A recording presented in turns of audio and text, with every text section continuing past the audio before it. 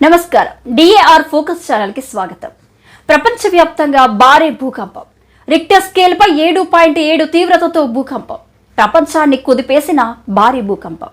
United states geological survey ప్రకారం Richter scale పై 7.7 తీవ్రతతో నమోదైంది.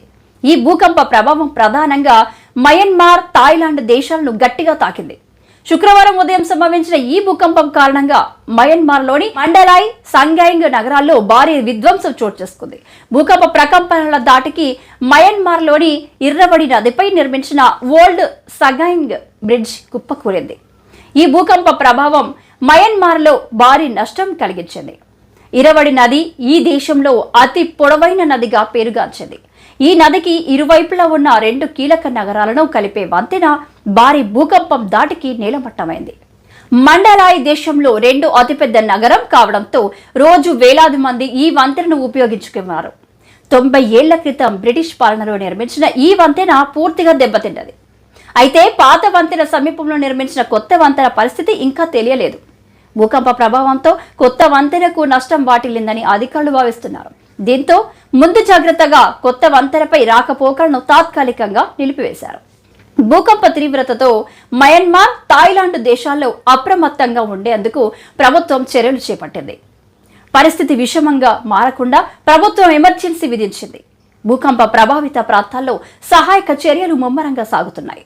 ముందస్తు జాగ్రత్తగా 2 దేశాల్లోని విమానాశ్రయాలు తాత్కాలికంగా మూసివేశారు. రైలు, మెట్రో రైలు సేవలను రద్దు చేశారు. ప్రజలను సురక్షితంగా ప్రాంతాలకు తరలించే చర్యలు తీసుకున్నారు.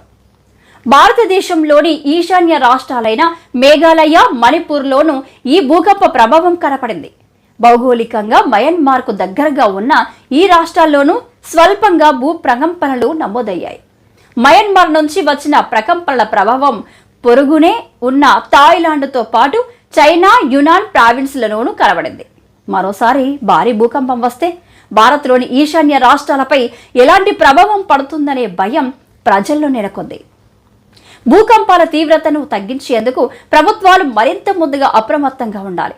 విపత్తు నిర్వహణ కేంద్రాలు సహాయక కార్యక్రమాలను వేగవంతం చేయడం ద్వారా ప్రాణ ఆస్తి నష్టాన్ని తగ్గించేందుకు చర్యలు చేపట్టాలి.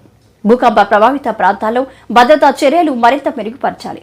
భవిష్యత్తులో ఇలాంటి విపత్తులను తట్టుకునేందుకు శాస్త్రవేత్తలు, భూ భౌతిక నిపుణులు మరింత పరిశోధనలు చేయడం అవసరం.